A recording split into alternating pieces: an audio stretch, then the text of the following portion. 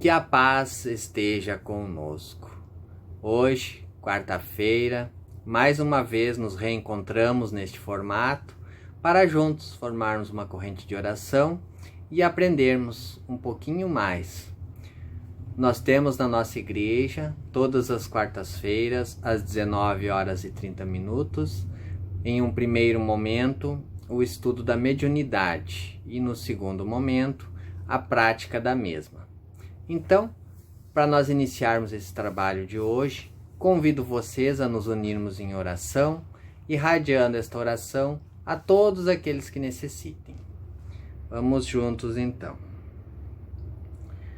Deus nosso Pai, que sois todo poder e bondade, dai forças àquele que passa pela provação, dai luz àquele que procura verdade, ponde no coração do homem a compaixão e a caridade. Deus, dai ao viajor a estrela guia, ao aflito a consolação, ao doente o repouso. Pai, dai ao culpado o arrependimento, ao espírito a verdade, à criança o guia, ao órfão o Pai. Senhor, que a vossa bondade se estenda sobre tudo o que criastes. Piedade, Senhor, àqueles que não vos conhecem. Esperança para aquele que sofre. Que a vossa bondade permita aos Espíritos Consoladores derramarem por toda a parte a paz, a esperança e a fé. Deus, um reflexo, uma centelha do vosso amor pode abrasar a terra. Deixa-nos beber na fonte da vossa bondade fecunda e infinita, e todas as lágrimas secarão, todas as dores se acalmarão. Um só coração, um só pensamento subirão até vós, como um grito de reconhecimento e de amor. Como Moisés sobre a montanha, nós vos esperamos de braços abertos. Ó poder, ó bondade, ó perfeição, e queremos de alguma forma merecer a vossa misericórdia. Deus, dai-nos a força de ajudar o progresso, a fim de subirmos até vós. Dai-nos a caridade pura, dai-nos a fé e a razão. Dai-nos a simplicidade, que fará das nossas almas o espelho, onde se deve refletir a vossa pura e santa imagem. Que assim seja. Então, na continuação, como sempre fizemos antes dos trabalhos, lemos um trechinho da Sagrada Escritura. E eu vou compartilhar com vocês hoje, então, que nos fala em Mateus, capítulo 5, versículos 44 em diante.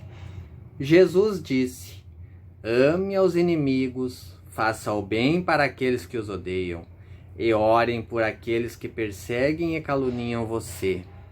Assim, serão filhos de seu Pai que está nos céus, e que faz nascer o sol sobre bons e maus, e faz chover sobre justos e injustos. Pois se amarem apenas aqueles que amam você, que recompensa terão?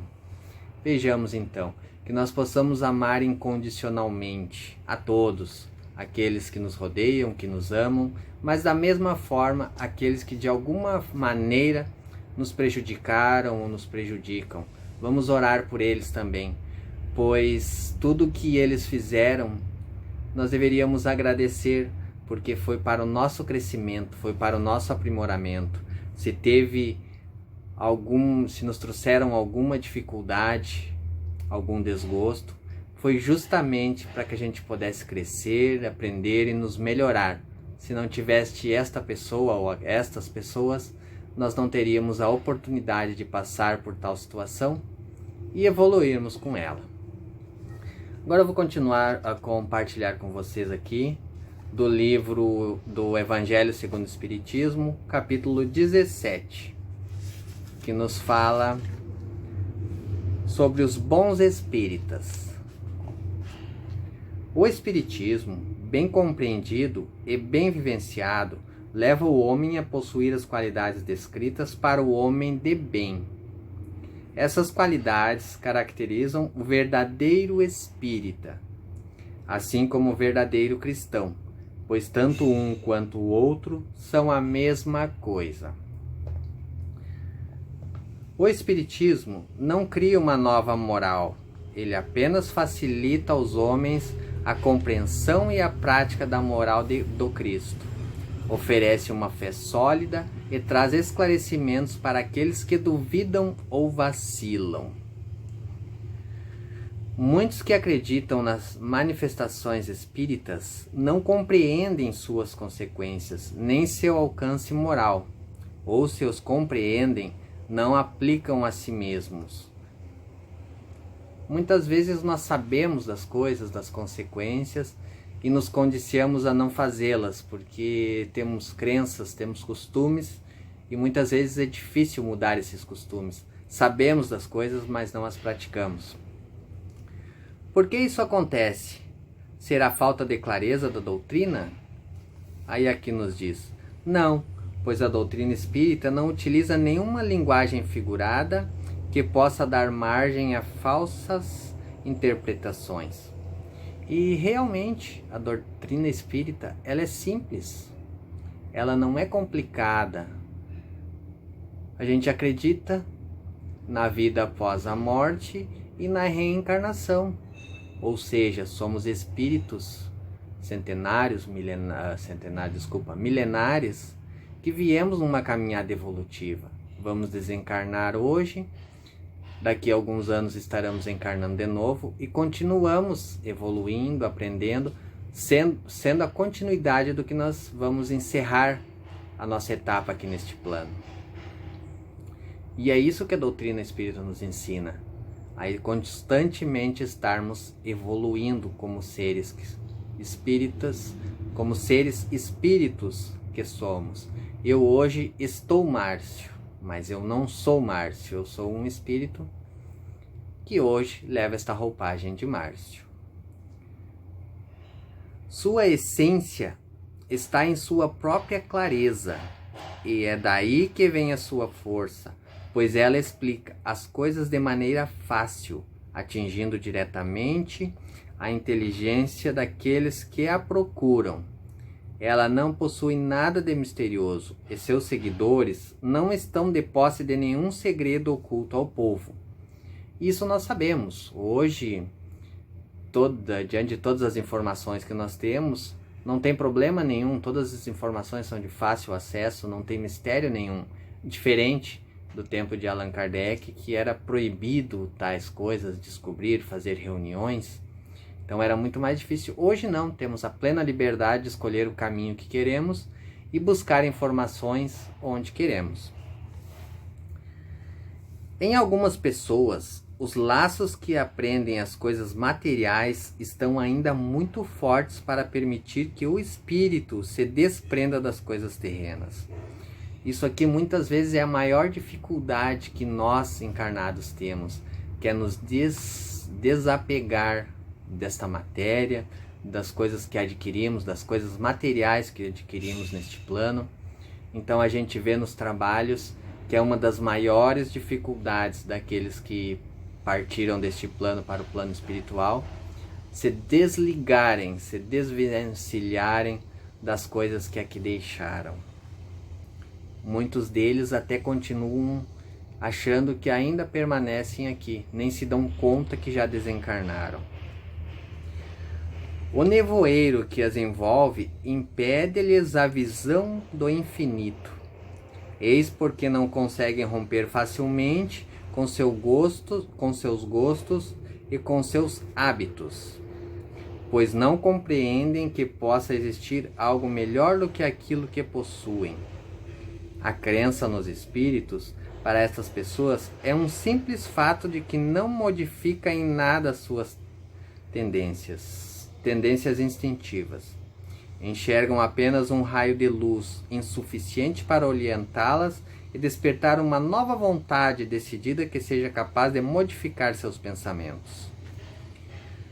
estão tão bitolados, assim como nós estamos aqui muitas vezes envolvidos na vida terrena, bitolados, acostumados, sempre naquela mesma rotina, fazendo as mesmas coisas, e acabamos nos condicionando nessa forma e não acabamos evoluindo, nos preparando para a vida eterna que sabemos que tem.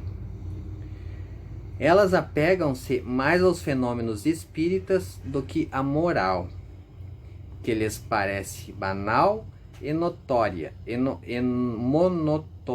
monótona. Pedem aos espíritos para terem acesso imediato a novos mistérios, se procuram saber se já se tornaram dignos de conhecer os segredos do Criador. Ou seja, encarnados tentam usar dos espíritos informações que não nos cabe saber, tirar vantagem dos espíritos, querer alguma comunicação específica com algum espírito. E nós não temos esse trabalho na nossa casa. A nossa casa é aberto o espaço para as comunicações, mas o plano espiritual que vai enviar aqueles que necessitam de acordo com a vontade do plano espiritual. Não evocamos ninguém, não pedimos que seja a comunicação de fulano ou ciclano em específico, não. Fica exclusivamente o plano espiritual dirigindo o trabalho. São espíritas imperfeitos porque não se desenvolvem e acabam se afastando de seus irmãos de crença, pois recuam ante a obrigação de se reformarem. Preferem reservar suas simpatias para os que possuem as mesmas fraquezas e prevenções. De qualquer forma, aceitam os princípios da doutrina espírita, e é o primeiro passo que facilitará o segundo numa outra existência. Vejamos, pessoas que sabem do espiritismo, conhecem a doutrina, mas não a praticam, apenas por comodismo, por aproveitar esses momentos aqui, fazendo de conta que não vai existir a vida, não se preocupando com a vida após o desencarne. Aquele que pode ser qualificado como verdadeiro espírita já se encontra num grau superior de aditamento moral. Seu espírito já possui um domínio maior sobre a matéria, por isso tem uma percepção mais clara do futuro. Os princípios da doutrina espírita fazem vibrar nele o lado espiritual, que ainda permanece adormecido em outras criaturas, podendo dizer que ele foi tocado no coração, que sua fé tornou-se inabalável. O espírita é como um músico que se comove com os acordes, quando que a maioria ouve apenas o som. O verdadeiro espírita é reconhecido por suas transformações morais e pelos esforços que faz para dominar suas más tendências. Enquanto o homem comum se satisfaz com seu horizonte limitado, o espírita compreende a existência de alguma coisa melhor e procura libertar-se para atingi-la. Ele sempre conseguirá, se tiver uma vontade firme e determinada. Então vejamos, o espírita ele tem aquela visão do depois, do futuro, do lá diante, do após esta vida carnal aqui terrena, e vai se preparando dia após dia para esta nova jornada, desde aqui se tornando uma pessoa melhor, curando seus traumas, suas fraquezas, vamos dizer assim, que todos nós temos e nós sabemos quais são, só que nós devemos encará-las sem medo, orando, pedindo força e ir superando elas e aprendendo e nos melhorando um pouquinho mais a cada dia. Não vou me estender muito. Na sequência do nosso trabalho agora, vamos ouvir um hino. Logo após o hino, vamos ter a colaboração da Gianice Moraes, que vai nos trazer um trechinho do seu estudo também, referente aos temas desse dia. E por fim teremos o passe, que estamos colocando no final dos trabalhos, que temos como passe na nossa casa. Que possamos todos ter uma boa noite, na santa paz, na harmonia, que assim seja.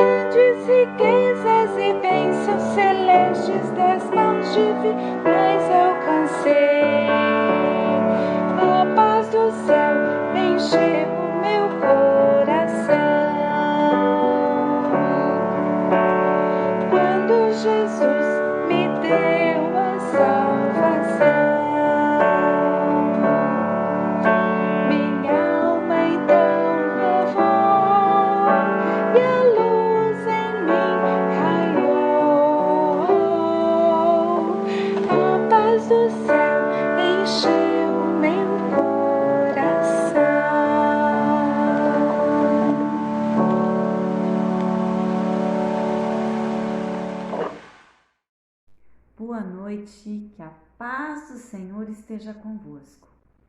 Eu estou aqui nessa noite para dar a minha contribuição, uma parte no estudo da mediunidade. Então, o meu estudo dessa noite foi todo ele feito no livro Segurança Mediúnica, de João Nunes Maia, pelo espírito de Miramês. Então, este livro Segurança Mediúnica, ele é um livro bem interessante e ele trata a mediunidade como um dom, um atributo do espírito e não depende das qualidades humanas para existir na sua função natural. Em contrapartida, existem leis que asseguram a sua posição no campo em que opera, porque o médium ele precisa ser bem instruído e educado na doutrina dos espíritos, para assim poder transmitir mensagens de alto teor educativo em favor da humanidade. Uma vez que essas faculdades mediúnicas precisam ser muito bem instruídas, porque pode acontecer também dele ser canal de espíritos falsos e zombeteiros. E esta variação, ela tem íntima relação com as condições espirituais deste médium, em como ele leva a sua vida, em como estão seus pensamentos, sentimentos e emoções. Então, dependendo de como esse médium se comporta, em como é a vida dele, depende os espíritos e as energias que estão em volta dele. Então, é importante que o médium sempre esteja na trilha da moralidade, buscando se despir de suas vaidades, como explica no livro. Se és candidato à mediunidade, se palpita em teus sentimentos a vontade de servir de instrumento à comunicação dos espíritos, analisa quem és, para saberes com quem haverá de te comunicar. Então é muito importante que o médium perceba como estão seus sentimentos e suas emoções e quais são os espíritos que estão à sua volta. Então, tudo aquilo que o médium faz, pensa ou sente interfere na sua mediunidade. Bem como aqui ele fala também que o fumo, a bebida, tudo aquilo que o médium realiza na sua vida tem direta influência sobre a sua mediunidade, porque pode provocar uma série de desequilíbrios neste médium que está a serviço assim da espiritualidade, não é? Então, um canal sujo suja a água que vem do céu. Se atraímos nossos semelhantes pela lei dos afins, o médium consciente de seu dever deve saber a que tipo de entidade estão servindo as suas faculdades. Então é por isso que o médium precisa ter noção de como está a sua vida, para assim poder exercitar sua faculdade mediúnica de uma forma muito mais alinhada com seus sentimentos e emoções. Então, quando ele fala da escola de médiuns, ele esclarece que a escola de médiuns foi fundada pelo preceptor Allan Kardec, quando descobriu essa faculdade transcendental em todos os povos. Os espíritos lhe falaram que a mediunidade, de certo modo, se enraizava em pontos sensíveis e complexos humanos e era uma bênção de Deus. A comunicação dos espíritos dava a todas as nações do mundo vários conceitos que foram usados na formação de filosofias e religiões.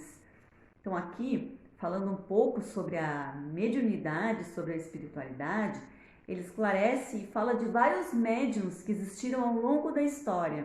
Então ele diz que Moisés recebeu os fundamentos do judaísmo no Monte Sinai, colocando em função a mediunidade. Maomé ouvia a voz dos anjos que lhe ditaram o Alcorão, cujos textos escrevia em couro de animais. Buda era cercado de entidades luminosas que lhe transmitiam altos ensinamentos, que retransmitia para as anotações dos discípulos que o seguiam. Sócrates ouvia sempre um espírito que lhe soprava aos ouvidos a filosofia que o mundo conheceu e admirou, marcando sua personalidade como um dos maiores sábios do mundo, precursor do próprio cristianismo. Cristo, o maior de todos, era o médium de Deus. Francisco de Assis, o polvorelo famoso, fundou suas ordens ouvindo a voz de Jesus. Lutero ouvia vozes que o ajudavam a interpretar os difíceis textos bíblicos. E o próprio Loyola, homem mais guerreiro que santo, ouviu, meditando em um templo, uma voz que ele supôs ser do mestre ou de Paulo, que dizia: em Roma eu te favorecerei, e fundou a Companhia de Jesus para defender Roma, se possível pela espada, e centenas de outros homens famosos, servindo-se de médios, mudando o esquema humano para as diretrizes divinas. Então, assim, a doutrina dos espíritos abriu a escola para todos os médios que queiram se educar na disciplina do bom senso. E assim é importante que o médium tenha essa consciência, que ele precisa se purificar, precisa se educar, para assim poder exercitar uma mediunidade de uma forma muito mais alinhada com os ensinamentos da doutrina espírita, certo? Assim, o médium precisa ter uma nítida compreensão de sua jornada espiritual, acreditando que não pode existir mediunidade iluminada sem fé, estando ciente de suas responsabilidades, tanto no plano físico quanto no plano espiritual, compreendendo tudo isso. Assim, o médium não pode depender apenas da sua moral, mas do seu autoaprimoramento nos conceitos do Evangelho, pois somente a vivência na filosofia ensinada pelo Mestre Jesus é que pode aparelhar o medianeiro a ser o verdadeiro instrumento da verdade, do amor e da caridade. Assim, o médium consciente deve saber a que tipo de entidade está sendo servida às suas faculdades mediúnicas. E como termina o livro, se desejas fazer o bem a quem caminha contigo, ama muito, mas não te esqueças de instruir sempre, educa em todos os momentos, mas lembrando-te constantemente de aplicar a disciplina em teus passos. Fala nas horas certas, sem te esquecer de vigiar o que dizes, para que possas dizer, na amplitude de seus trabalhos, sem exigências, como falou o grande apóstolo dos gentios: o Cristo em mim é motivo de glória. Então, o quanto é importante que o médium tenha essa consciência, né? Tenha essa consciência de sua jornada espiritual e da sua responsabilidade como e enquanto médium. Então, vou trazer ainda o Livro dos Espíritos, que fala sobre o bom médium, na página 242, capítulo 16. 197. O bom médium.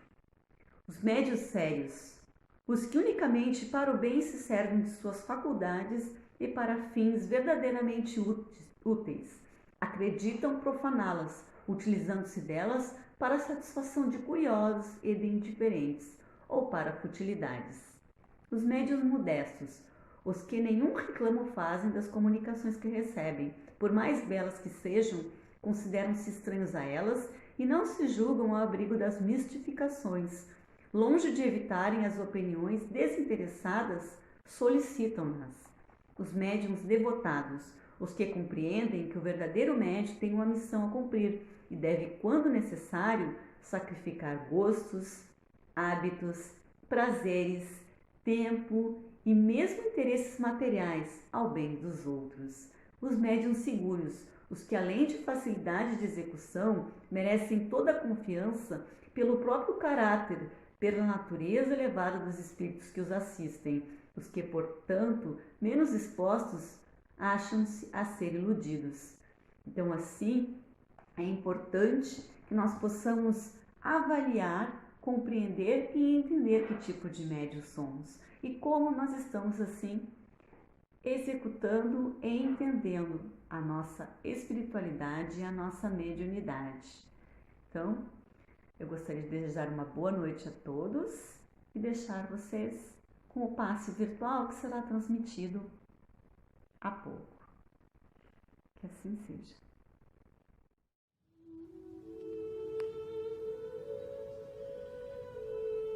Convidamos a todos neste momento para